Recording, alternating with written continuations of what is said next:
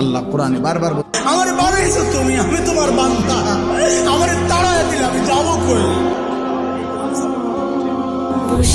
আমার বানাইছো তুমি, আমি তোমার বান্দা, আমার তাড়ায় দিলে আমি যাবো কই? وقالوا لو كنا نسمع او نعقل। হায় বন্ধু, হায় ফেরেশতা ভাই, আমি যদি সেদিন, আল্লাহ কোরআনে বারবার একটা মুসলমানের বাচ্চা বলো যে উলঙ্গ ছবি দেখে, আরে একবার বলো যে এই বেটা তুই এটা কাকে।